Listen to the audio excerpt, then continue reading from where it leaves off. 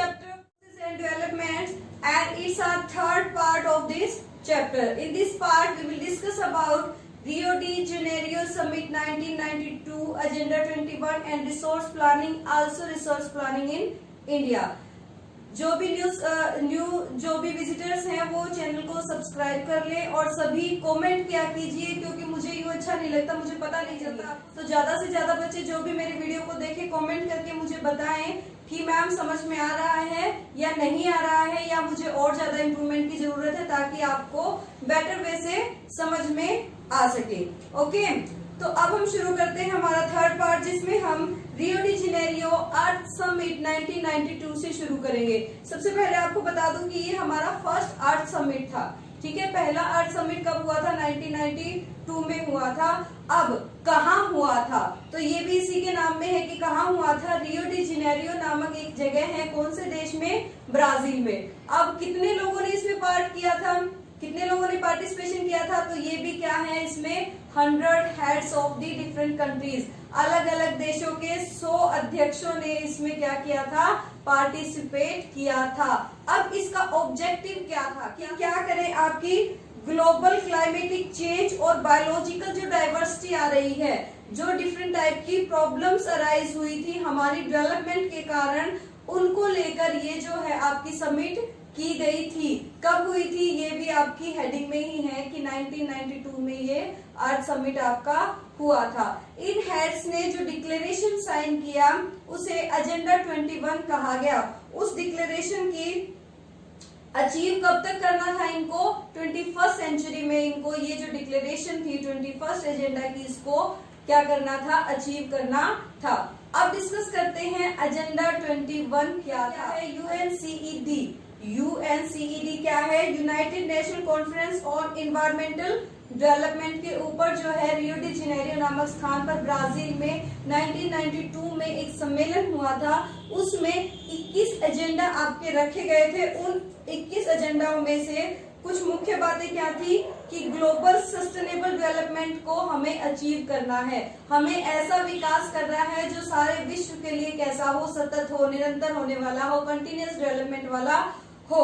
और क्या है, इसमें हमें किसको हराना था? कौन कौन से इश्यूज को हराना है? पॉवर्टी को हराना है, इन्वायरमेंटल जो डैमेज हमारे जो डेवलपमेंट के कारण हुए हैं उसको हमने क्या करना है? कम्बैट करना है। और इसे अचीव कब तक करना था? हमें 21st सेंचुरी तक। और इसमें एक बड़ी बात क्या कही गई कि हर लोकल गवर्नमेंट को, हर देश की लोकल गवर्नमेंट को भी इसे अपना एजेंडा बना लेना है, ताकि वो भी क्या कर सके?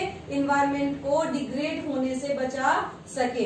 इसके साथ साथ एक नई टर्म हमारे सामने आती है, क्या? Resource planning.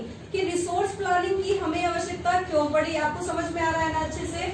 यस, कमेंट जरूर कर दीजिएगा बेटा। हाँ, तो रिसोर्स प्लानिंग की जरूरत क्या पड़ी? प्लानिंग का मतलब क्या है? किसी भी काम को योजनाबद्ध तरीके से करना। तो किसी काम को योजनाबद्ध तरीके से हम क्यों करेंगे? क्योंकि देखिए, जो मान लीजिए हमारे पास कुछ चीजें कम है और कुछ ज्यादा हैं, तो हमें क्या करना पड़ेगा? एक इक्वल टर्म्स के अकॉर्डिंग उन्हें जो है बराबर बराबर मात्रा में हमें यूज करना होगा। इसी तरह से अगर हम हमारे देश की कॉन्टेक्स्ट में से समझते हैं रिसोर्स प्लानिंग को, तो क्या है कि जो भी आपको पता है कि आपने पढ़ा था कि हमारी पृथ्वी पर रिसोर्सेज जो हैं एक समान मात्रा में नहीं फैले हैं, कहीं कम है और कहीं ज्यादा है। ऐसा ही अगर हम भारत में देखते हैं तो आपके छत्तीसगढ़, झारखंड, बिहार और ये जो आपका मध्य प्रदेश वाला जो इलाका है, इधर आप जब चलते हैं तो यहाँ बहुत सारे रिसोर्सेज पाए जाते हैं। जैसे यहाँ कोल बहुत ज्यादा है, आपका जो आयरन ओर यहाँ जो है बहुत ज्यादा है। लेकिन कुछ इलाके ऐसे हैं जहाँ रिसोर्सेज बहुत ही कम मात्रा में हैं, और कुछ इलाके यहाँ ऐसे हैं जैसे अरुणाचल प्रदेश में अबंडेंट मात्रा में क्या है? आपके पानी है, लेकिन फिर भी इंफ्रास्ट्रक्चर की वहाँ कमी है। तो क्या कह रहे हैं, हमें जो है इन इलाकों में बेटर वे से डेवलपमेंट के लिए क्या करना पड़ेगा? अपनी रिसोर्स प्लानिंग करनी पड़ेगी। तो रिसोर्स प्लानिंग क्या है? एक्चुअल में रिसोर्स प्लानिंग क्या है? Resource planning widely accepted judicial और प्रॉपर वे से, जुडिशियस और प्रॉपर वे से हमें क्या करना है? रिसोर्सेज को यूज करने के तरीके को ही रिसोर्स प्लानिंग कहा जाता है। क्या कहा है? रिसोर्स प्लानिंग क्या है? Resource planning is a term which is use proper और जुडिशियस वे ऑफ रिसोर्सेज। ठीक है, रिसोर्सेज को प्रॉपर वे से यूज करने ही आपका रिसोर्स प्लानिंग है। इंडिया के कॉन्ट्रास्ट में देखते हैं कि ये जो है एक बहुत ही कॉम्प्लेक्स वर्क है। क्या करना? रिसोर्सेज की प्लानिंग करना। इस रिसोर्सेज की प्लानिंग को करने के लिए हमें 3 स्टेप मुख्य उठाने होंगे, जिसमें पहला आपका क्या होगा? पहला है आइडेंटिफिकेशन एंड इन्वेंट्री। क्या है? हमें सबसे पहले तो पहचानना होगा कि हमारे पास रिसोर्सेज क्या क्या है, इनकी खोज करनी होगी। इसके लिए हमें क्या करना होगा? सर्वे करने होंगे। सर्वे करेंगे, सर्वे के साथ साथ क्या करेंगे? हम मैपिंग करेंगे कि कौन से स्थान पर किस मात्रा में हमारे पास रिसोर्सेज है। दूसरा क्या कह रहे हैं? Evolving a planning structure. हमें प्लानिंग का स्ट्रक्चर तैयार करना होगा पूरा, और उस स्ट्रक्चर को हमें अपनी स्किल्स, टेक्नोलॉजी और इंस्टीट्यूशंस जो है उसके लिए सेट करने होंगे, ताकि हम इन रिसोर्सेज को बेटर वे से क्या कर सके? सिंथेसाइज कर सके। जो इसका लास्ट और थर्ड स्टेप रहेगा आपका रिसोर्स प्लानिंग का, वो क्या रहेगा कि आपकी रिसोर्स प्लानिंग जो है वो इंडिया की गवर्नमेंट की रिसोर्स प्लानिंग के साथ क्या करे? मैच करे, कि उसका डेवलपमेंट का जो प्रोजेक्ट है उसके साथ मैच करे। तो ये आपकी क्या कहलाएगी? रिसोर्स प्लानिंग कहलाएगी, जो कहाँ होगी? आपके देश भारत में होगी। ठीक है। अब देखिए रिसोर्सेज का महत्व क्या है। रिसोर्सेज का महत्व क्या है? आपको पता है कि जितने भी देश हमारे देश पर आए थे क्या करने के लिए? हमें कॉलोनी बनाने के लिए, कॉलोनाइजेशन एरा में, तो वो सभी हमारे यहाँ रिसोर्सेज की तलाश में आए थे। ठीक है। आपको पता है कि जो ब्रिटिशर्स हमारे यहाँ आए थे, टिम्बर के लिए यहाँ आए थे, टिम्बर के लिए आए थे और डिफरेंट टाइप के रिसोर्सेज के लिए यहाँ आए थे।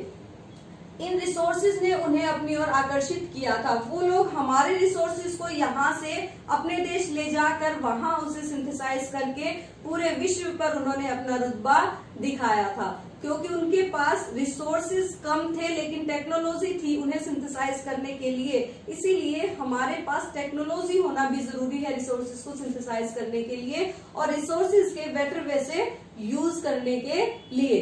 अब हमारा लास्ट आता है कंजर्वेशन ऑफ रिसोर्सेज। तो रिसोर्सेज को हम कंजर्व कैसे करें? रिसोर्सेज को कंजर्व करने से पहले जरूरी है जानना कि रिसोर्स कंजर्वेशन जरूरी क्यों है।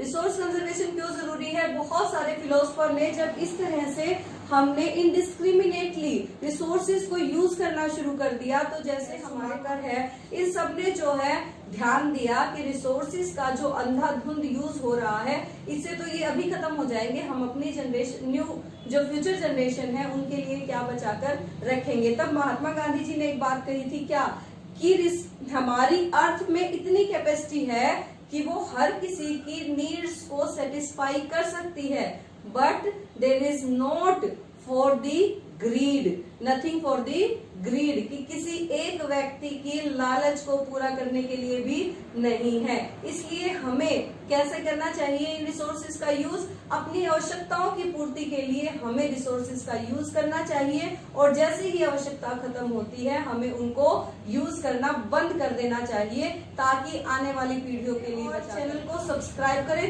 ताकि अगर मैं भूल भी जाऊँ तो आपके पास नोटिफिकेशन अपने आप आ जाए। लेकिन कमेंट जरूर कीजिए, मुझे बताइए कि आपको समझ में आ रहा है या नहीं। मुझे थोड़ा ऑड फील होता है जब मुझे नहीं पता चलता है कि बच्चों को क्लियर हो रहा है या नहीं। अगर आपको क्लियर हो रहा है तो कमेंट करें, कमेंट करके बताएं। अगर नहीं हो रहा है तो भी कमेंट करें, मुझे बुरा नहीं लगेगा, मैं और ज्यादा एफर्ट डाल के इसको आपके लिए बेटर बनाऊंगी। Thank you, have a nice day.